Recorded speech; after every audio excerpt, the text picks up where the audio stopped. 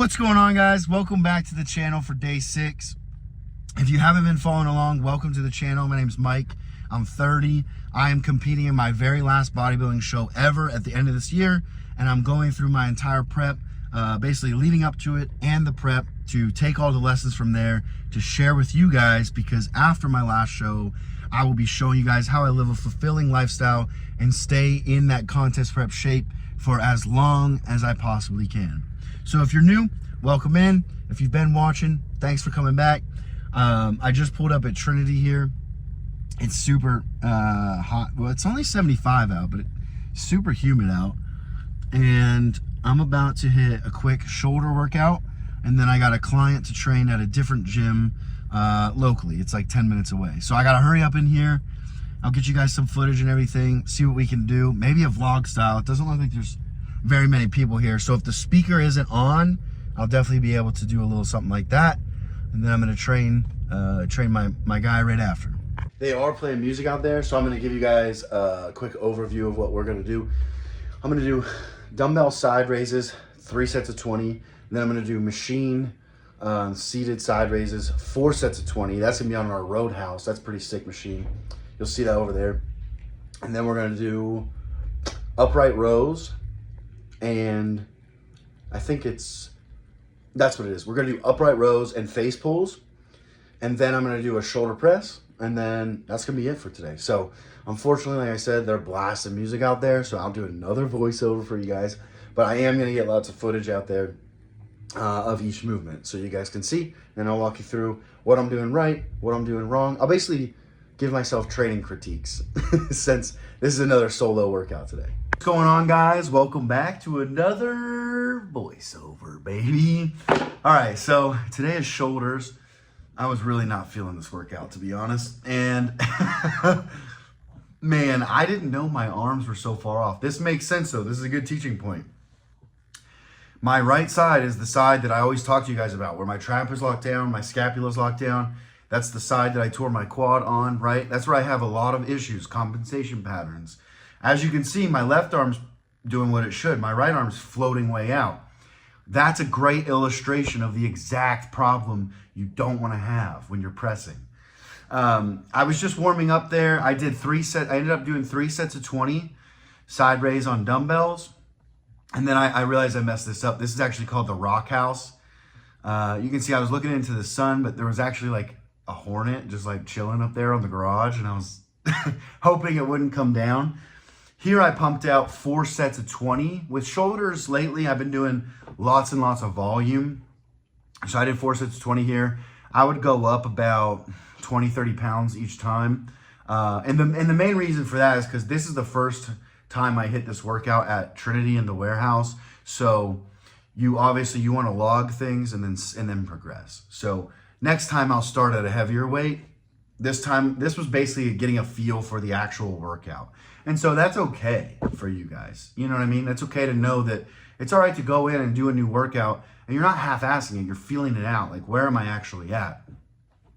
This right here is a great variation of a face pull, right? But instead of face pulling, you're going to keep your arms locked out like that, completely locked out. And you just want to bring that cable straight to your chest. But you want to make sure you're pulling from the top down so you can hit the rear delt. If you get your elbows too low, you're going to start hitting your back. And we don't want to hit our back. We want to hit our rear delt right here, back part of the shoulder. So I pumped out some of these, and then we actually superset with the upright rows. Now, I'm sure a lot of you guys don't have this machine that's coming up here. It's really, really cool. Oh, something else about these. You got to have a long rope to be able to do it. Otherwise, it's not going to work. This machine here is called the Total Shoulder. Super rare, super cool. You can hit rear delts, upright rows, shoulder press, side raise. You can hit every piece. The point of this equipment is so you can put this piece in your garage and do your entire shoulder workout. But I like to do upright rows on here. This grip feels really good. I know it's only 45 pounds on each side, but I did 20 reps and I supersetted with rear delts. And that piece that I'm lifting is super heavy. So like, to give you guys an idea, this basically maxes out at 3 total plates per side because the weight horns are like little nubs. and you usually have to wrap a band around it just to get them to stay on. So heavy but effective. If you don't have that, you can use a barbell. You can use easy bar on cables. You can do that too. And then this is the shoulder press. I like it. It's a love-hate, right? I like it because it does feel good. I don't like it because you can see how hard it was for me to get in there. It's just, the angle is super hard, like tough. And the seat doesn't really go low enough for me. So I have a really hard time just getting in it, especially without a partner. And you can see like this, I actually had a quarter on the sides, but like the first rep getting up is brutal by yourself. If you've ever used this, you know this machine is so heavy. Lots of people will actually put a board right behind my head there so that it starts at a higher position. Super smart idea. I honestly only thought of it watching the video. I didn't think of it at the time I was doing it. And this isn't a superset, this is the last exercise. Guys, we're back from the gym. Obviously, somebody shaved. I don't really like it when it's like, I don't know. You can tell. I should probably roll my face with the needles, you know, and get because if this could grow in, yeah, would be good. But it doesn't, so it looks really kind of stupid. So I just grow it out to a certain extent. I think it looks good when it's like barely coming in, and then I gotta shave again. But workout was good, and then I went and I trained somebody, and then I came back. I had to make a couple reels. That's something that's been a struggle for me. I don't know if you guys have made a lot of content or do make a lot of content, especially when you're not doing you're trying not to do copying people. You're trying to do original content. And then I shaved my arms, ate, cooked chicken and stuff like that. But I was thinking, I want to start sharing my actual breakdown, my method with you guys. I mean, because we're going to be talking for another 194 days anyways. So why not start breaking it down? I haven't really fully introduced it or released it or anything like that. And a lot of this stuff is still working titles, like drafts. So you'll be the first ones to see it. But essentially what I'm going to call it is probably something along the lines of 5 steps to no prep. And so what that essentially means is, number 1, if you're a competitor, don't hit me up. I do not coach competitors. Number 2, it's all about looking like you could step on stage, right? 8 to 10% body fat, maintaining that all year long, but you don't have the stage as an end goal. And there's plenty of reasons you would not have the stage as an end goal. That's for another video because I got to make a lot of content on that as well. And throughout the prep, you'll see it. There's a huge dark side to bodybuilding. There's the politics. There's, oh man, I'm not even going to get into that right now. But it's a whole thing, all right? And nobody talks about it. It's actually disgusting. Nobody talks about it. The top pros don't talk about it. They ignore it. People that expose things don't talk about it. They ignore it. Promoters don't talk about it. They ignore it. And I don't know if anyone talks about it, but I don't really care anymore. I don't really care if they hinder my placing because of what I say. I don't care. I think people need to know the truth about it. And if that pisses other people off, then good. Good. I don't even think the organization, obviously there's corruption in every organization, but I don't know. It's just what's gross to me is everybody in the sport is for sale, right? Everybody just agrees with stuff that is not morally right. And I'll get into that in another video, but it's just gross. So what are the 5 steps to no prep? So I have this big chart right here that I'll do another breakdown video for you guys, but the secret ingredient, survival, right? Energy. Today we're going to talk about energy. And then you also have iron therapy and what I call reconnect. So those are the 5 things that get you the physique you want that looks like you step on stage, but you don't. Okay? Those are all the lessons that I've pulled from my career, and that's what's got me to where I am just by breaking it down. This is my method right here. And so we're gonna dive deeper into energy, but there's 3 parts to energy, right? And it'll make more sense as the series goes on of why I call it what I call it. But the first part of energy we're gonna talk about is frequency. And so I don't know if you guys, well, let me go over all 3, just overview. So there's frequency, there's friends, who you hang around, who you look up to, who you surround yourself with, who you physically are with, who you work with, right? Those are just people around you. And then there's the actual nutrition, which honestly, in my opinion, is third to all of these.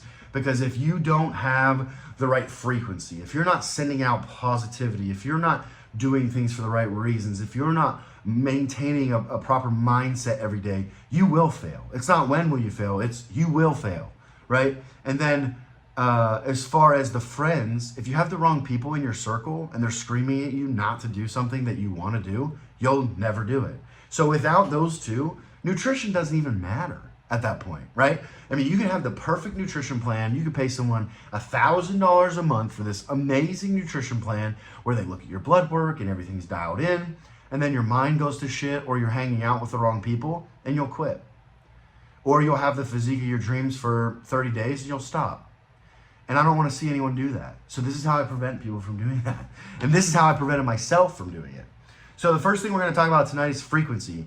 Tomorrow, we'll talk about friends and who you surround yourself with. And then on the third day, we'll talk about nutrition, which, like I said, least important. And then we're going to go through the top 5, like the survival, the secret ingredient. We're going to go through those topics too. And I'm just going to mow through them throughout episodes. And then that way, I think things will start to come together for you guys as far as like, what's Mike talking about with this method? Like, isn't he just a coach that just does diet and training? Absolutely not. Absolutely not. What I am doing is something that you literally cannot find anywhere else. And that's why my clients have such good success, because of these things. So, frequency. We're talking about, and I'm sorry, I have it all written down, but I without my glasses on, I can barely read it. But if I put my glasses on, then the ring light sucks. So, bear with me here. In frequency, right, we have your vibrations, your energy. I don't know if you guys have ever talked about or studied quantum physics. Now, I haven't like studied it super intense, but literally every single successful, massively successful person I have studied has talked about frequency, has talked about energy and your thoughts and your world image, right? You know, one of the biggest people that like is a huge proponent, and he's like way extreme on this stuff, is Rob Dyrdek. If you're curious about that, I mean, Rob, I don't know how true it is. I mean, I do believe it to an extent, but Rob believes that he can manifest parking spots. He has a super cool story about how he manifested his office building. It was just awesome. And when you hear the story, you're like, he kind of did.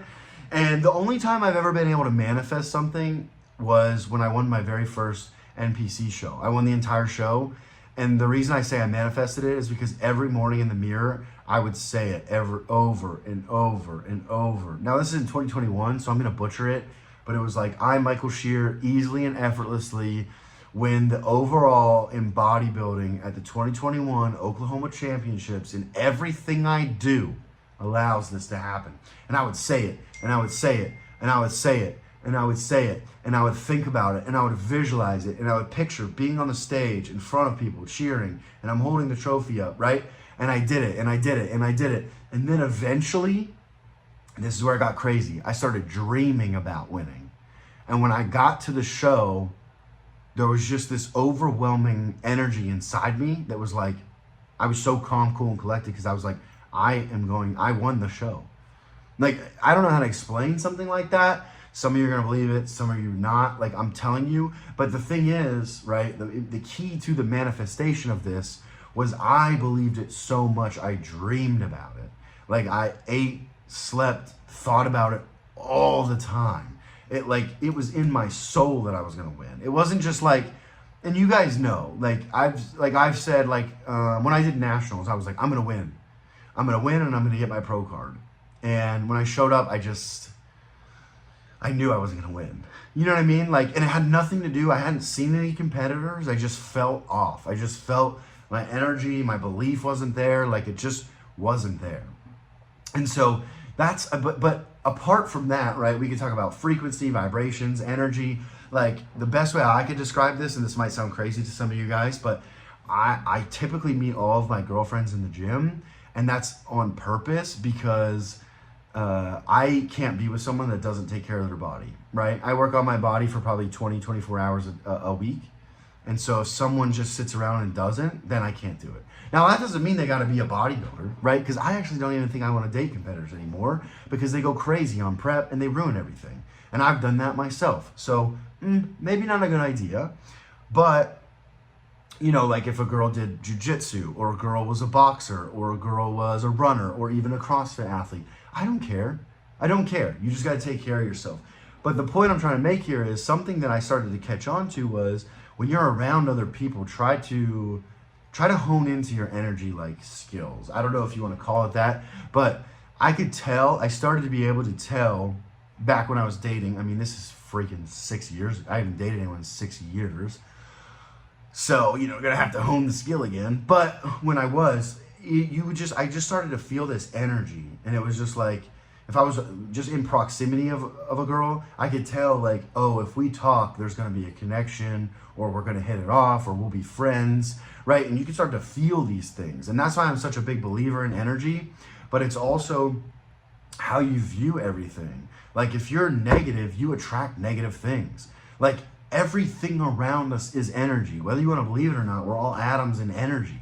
So it would make sense that if you put out a good frequency, more stuff comes to that. If you put out a negative frequency, more bad comes to that. And think about it. When it rains, it pours. Yeah, because you have one thing bad happen to you and all you think about is bad stuff, and then another thing happens. And then you're still thinking about bad stuff, and another thing happens, right? And it's not easy. It is very much a skill to try and be positive all the time, but it's very doable, right? Because for a long time, I was like a positive, negative person. I thought I was positive, but I was very negative in everything I said and how I thought and how I viewed the world. And looking back on my life, I can tell why some parts were not as good as others. And it's not like I was always like that, right? I think people are fluid and people can change. So if someone's telling you they can't, again, I think I covered this before, but the only reason people think other people can't change is because 95% of those people, yeah, they can't change. Because they won't change anything. They'll do what I talked about yesterday. They'll half subscribe. They'll be like, yeah, I want a diet, but not if it includes this. Well, then you don't want a diet, right? Like you don't want to get in shape. And that's fine, but just be honest. Like, so that's energy. What you put out is what you get in. And for a long time, I kind of thought that, but it is so true. Because you got to think, like, and we'll dive more into this, and I'll do some more research and show you guys some stuff. But the negative thoughts are low frequency, like hugging someone, complimenting someone, being positive towards someone, smiling at someone. These are all high frequency actions and thoughts. And if you do that, you just attract more of it. And it's hard as a human to understand that, but I truly, truly believe we have crazy, crazy powers that people don't even know how to tap into. And honestly, this might be a little conspiracy, but you know, I think the government, I think they know about this stuff and they don't want anyone to know. I mean, like, again, this might be a little woo-woo for people, but if God made us in his image and he used to have people do miracles because he allowed them to, right? Because we're basically kind of an extension of God, like we're a creation of God. So if he wanted you to do a miracle, absolutely you could. So it's like, well, God is super powerful, and if he can make you do anything, then we're probably a lot more powerful than we think, right? And so we need to start acting like it. Number 2 is collective thoughts. I think of our thoughts, and I've heard this a lot on different podcasts, and I've thought about it myself, and I've realized like, oh yeah, this does make sense. Our thoughts aren't our own, right? We don't own our thoughts unless we pull them down from the thought bubble, is what I like to think. I like to think about like this big bubble above our head, and we all share it. It's up in the, let's call it the cloud, right? Because everyone's familiar with the cloud, the storage and all that. We all have a cloud thought, right? Thoughts in a cloud, all right? And so like, just imagine everybody where you live has all these thoughts in this cloud. And guess what? Why do I say that? Because it's the same thing. Someone right now is thinking they're fat. Someone is thinking they're ugly. Someone is thinking they're lazy. Someone is thinking they're beautiful. Someone is thinking they're cute. Someone is thinking they're outgoing, right? You all the time, we have thousands of thoughts just flying at us, right? And it's our decision to choose which ones we accept. Just because you, let's say, this is going to be a little bit weird, but like I used to skateboard, right? And I could not kickflip to save my life. But let's say I kickflip and I miss, and I kickflip and I miss, and I'm like, and this thought comes into my head like, you're an idiot, dude. You're never going to land this. Does that mean that's true? No. And it doesn't even mean it's mine. like a lot of times, actually the best example I can give you is like when you're really trying to do something good and you're trying to pray to God and these negative thoughts are hitting you, that's just the devil, right? Literally, that's just literally the devil just throwing bullshit thoughts at you to see if you grab one. And you just have to say, no, I don't choose to accept that. It's a thought that I have, but unless I accept it, it doesn't become part of my identity, right? And that's what you almost need to look at thoughts in your head as they pass by as like comments on Instagram, right? And if they don't have what you have, you don't gotta listen to them. And honestly, think about the people that comment on Instagram. If it's negative, they're not very high IQ at all. Like, so don't even play in that pool. But that is like, that's very important. If you know that, then you know like, oh, just because I'm having negative thoughts, it doesn't mean I have to accept them. It doesn't even mean that they're mine. And another way I could explain it is like, think about when you think of an idea and you're like, oh my gosh, this is the best invention ever. And then you Google it and you're like, oh, cool, they already made that, right? The way I think about it is that thought went into like 1,000 people's head that day. But one guy or girl said, I'm going to make this work. And they kept working on it and working on it and working on it, right? Like I'm sure other people thought about making, well, I mean, like, there's so many examples. Like, we can get way into the weeds with this. But the point is, if you know you don't have to accept the thoughts that come in your head, it makes things a lot easier, right? Because you don't feel so bad. And the last part of this is something that I literally just learned, is your world image, okay?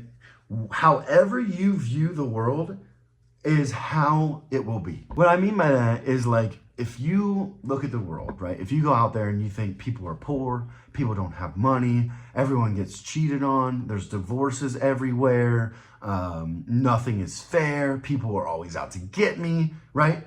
That's what the world reflects back to you. And I know that because I have thought like that. When I was trying to sell houses and things, I would always think, oh man, everybody's poor. Nobody's got money. Nobody can get qualified. I don't get any good leads. I never get somebody good. Meanwhile, I had colleagues that were selling $2-3 million homes and doing the same thing I was doing. And I'm like, what? But when you look at that colleague, right, that person thought very positively. Everything was sunshine and rainbows. If they went to a closing and for some reason it didn't close and they didn't get paid, it was like, nah, that's okay. There's going to be another one tomorrow.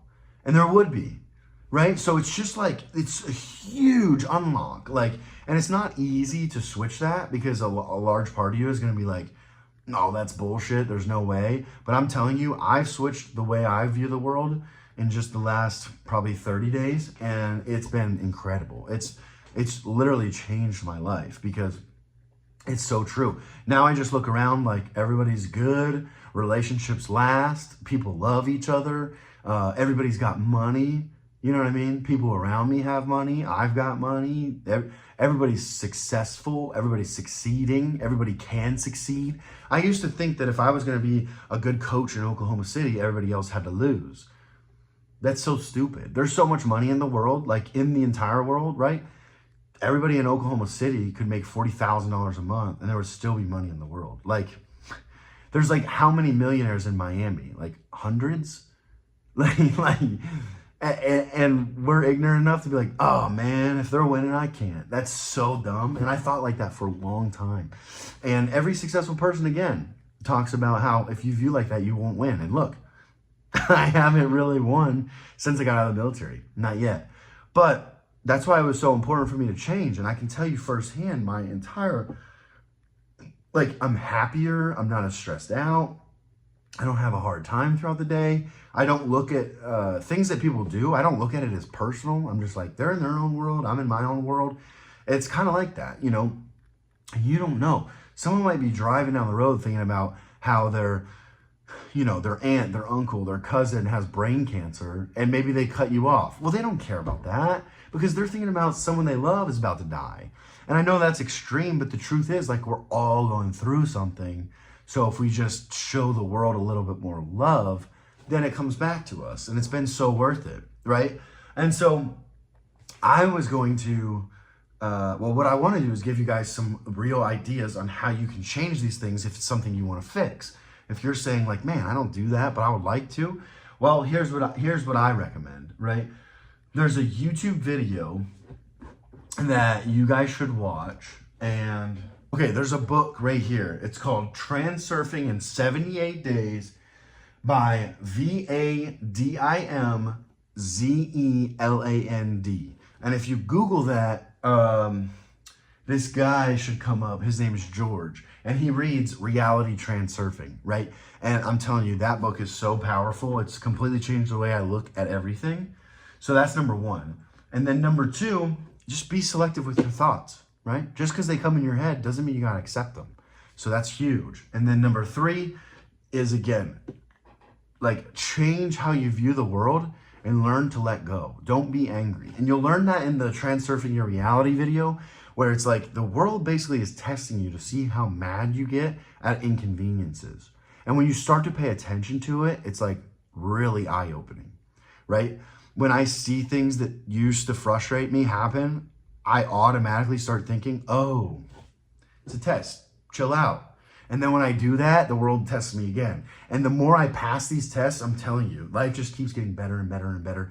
And I get calmer and calmer and more patient with people. And now, obviously, it's a skill, right? So I'm building it, okay? But I can tell you, like, I used to drive around pretty angry because, just being honest, okay, the on-ramps and the off-ramps in Oklahoma are ass cheeks. They're about 50 feet long, and nobody knows how to step on the gas. So they're always causing traffic. They're always almost causing accidents. And then when you're not on the highway, everyone, I swear to God, is going 10 miles an hour under. They all ride next to each other.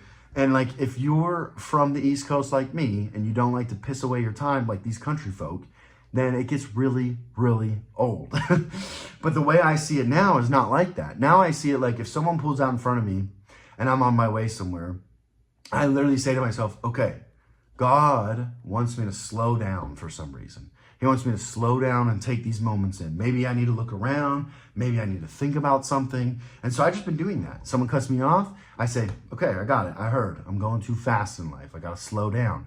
Because you can't, what I'm learning is you can't fight the world and get what you want. You've got to go along with the world, right? Now, that doesn't mean go along with the flow, like smoke crack and just sit on the corner. But it means like control what you can control, truly. And what you can't control, don't care about at all.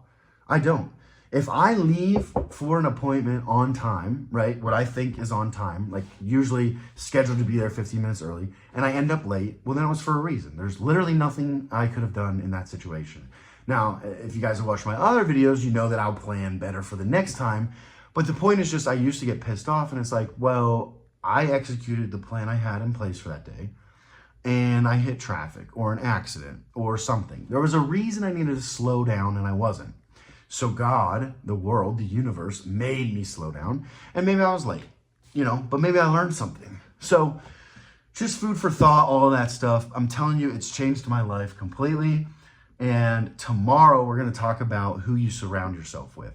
Still on the topic of energy, but we'll talk about who you surround yourself with and why that's so important. And it's probably a lot of stuff that honestly you guys think you know what I'm going to say, but I'm telling you, this is so much different from anything else you guys have ever heard. That I beg to differ. So that wraps up day 6, guys. I can't believe it. We're almost on a week. And I will see you guys tomorrow. But first, if you don't follow me on Instagram, please go ahead and follow me over there. I post stories all the time to keep you guys up to date and drop little knowledge bombs throughout the day. And I also post lots of reels trying to help people out. If you're subscribed already, thank you. If not, please hit subscribe. I promise I'm going to do this every single day, even if it kills me, even if it stresses me out. We're going to get it done because I like a challenge, and I like to prove to people that, you know, 200 vlogs in a row is insane, and I'm going to keep it up. I'm going to keep going. So I hope you guys are on the journey with me. If you have a buddy or a friend that you think this information could help, please share it with them. And other than that, guys, I'll see you tomorrow for day 7.